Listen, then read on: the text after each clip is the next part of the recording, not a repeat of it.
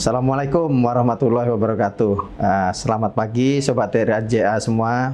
Ketemu lagi dengan saya Wiwin Kurniawan, trainer PT Transkon Jaya Tbk.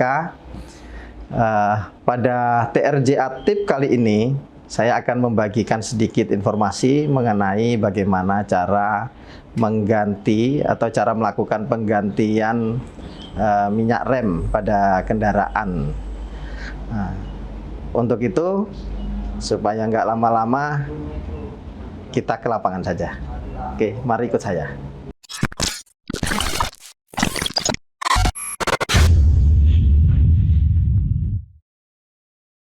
Oke, Sobat TRJA semua, kita sudah ada di ruang praktek training center.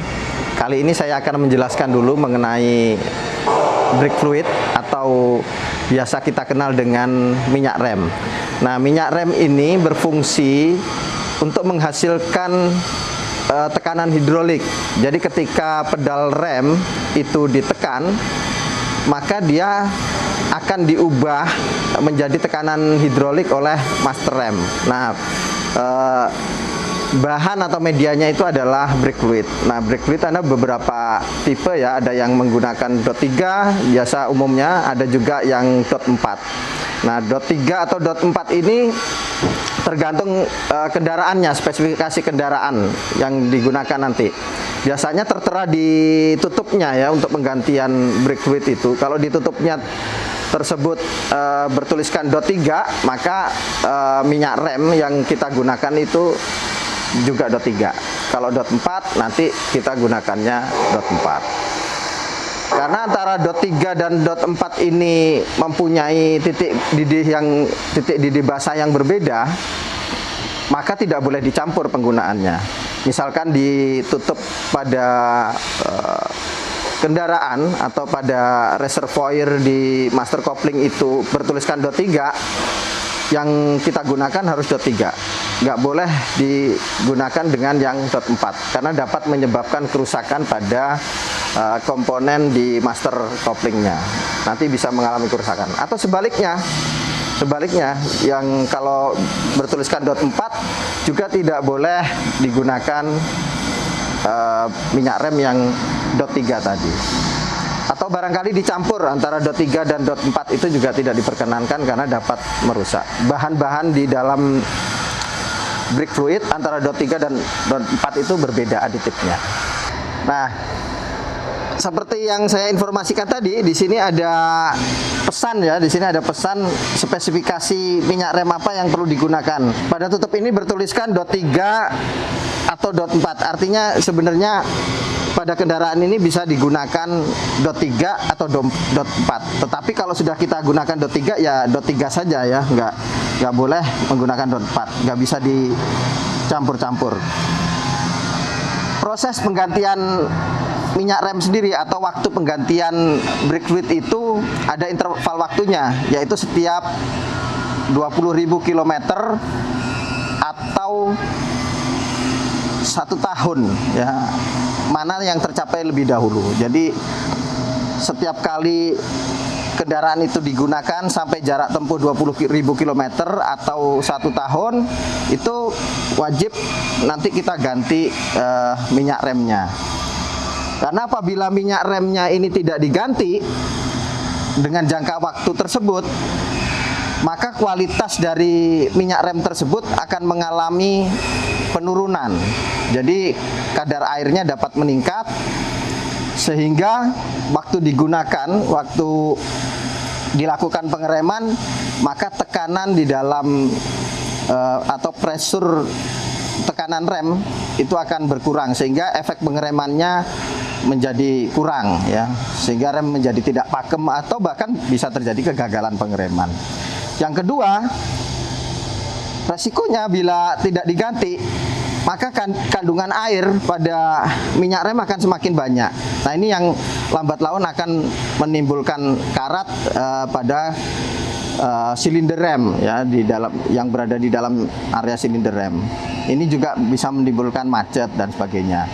Kemudian warna brake fluidnya juga akan mulai berubah ya, akan tampak mulai menghitam dan sebagainya.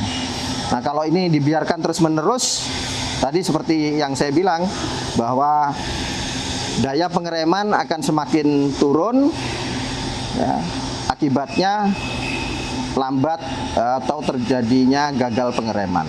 Baik Sobat TRJA semua, sekarang saya juga akan menjelaskan tentang tujuan dari proses penggantian bleeding minyak rem ini atau penggantian minyak rem tersebut. Jadi penggantian minyak rem ini ditujukan agar fluida yang berada di dalam sistem rem keseluruhan itu yang pertama tidak berisi udara. Jadi udaranya akan dihilangkan dari sistem rem. Yang kedua, agar fluida yang lama itu keluar semua, kemudian terganti dengan fluida yang baru atau minyak rem yang baru, sehingga hal ini dapat meningkatkan kembali performa dari pada pengereman yang akan kita lakukan nanti. Jadi tekanan pengeremannya itu menjadi lebih baik atau kembali lagi seperti kendaraan yang masih baru. Nah, untuk proses penggantian bleeding minyak rem sendiri ini tidak bisa dilakukan oleh satu orang, tetapi dilakukan dua orang, ya, dua orang teknisi atau satu teknisi dan satu pembantu. Karena untuk melakukan bleeding minyak rem ini, satu harus melakukan penekanan pedal rem, ya, jadi kendaraan itu harus dihidupkan lebih dahulu, kemudian nanti satu orang akan membantu melakukan penekanan pedal rem berulang kali, atau bahasa gampangnya itu dikocok remnya. Dan satu orang lagi nanti akan melakukan bleeding, jadi akan dibuka nepel dari silinder rem, ya, dari yang mulai posisi silinder rem yang terjauh, nepel pada silinder rem yang terjauh sampai dengan silinder rem yang terdekat. Jadi nanti akan dilakukan pembuangan udara dan sampai dengan fluida yang lama tadi terganti dengan fluida yang baru, atau minyak rem yang lama terganti dengan minyak rem yang baru. Nah, sekaligus orang yang kedua tadi akan selalu melakukan pengecekan pada reservoirnya. Jadi pada waktu bleeding tidak diperkenankan atau jangan sampai minyak remnya ini berada sampai di bawah batas low-nya. Ketika minyak remnya itu terlambat kita mengisinya, maka dia kemungkinan ada udara yang bisa masuk ke dalam sistem rem, dan itu akan sia-sia kita melakukan bleeding. Akan kita bleeding ulang dan bleeding ulang lagi. Begitu ya. Memang pergantian ini agak sedikit rumit karena melibatkan dua orang. Karena umumnya tidak semua bengkel atau tidak semua orang mempunyai alat untuk melakukan bleeding rem ini secara mandiri atau sendirian. Memang ada beberapa dealer, contohnya dealer resmi itu dia menggunakan alat bleeding, sehingga secara otomatis dia akan melakukan pengisian ulang pada reservoir dan melakukan bleeding remnya itu secara otomatis. Jadi dia ada yang menggunakan motor, ada yang menggunakan sistem alat lain lah ya untuk melakukan penggantian itu. Oke, baik, demikian penjelasan saya mengenai proses atau cara penggantian minyak rem pada kendaraan. Nah, harapannya Sobat TRJA semua di rumah yang menonton channel ini dapat melakukan penggantian tadi, penggantian minyak rem tersebut dengan cara yang benar. Sampai ketemu lagi di TRJA Tips berikutnya di channel PT Transkon Jaya Tbk. Terima kasih, salam pembelajar, Transkon Jaya, Jaya, Jaya.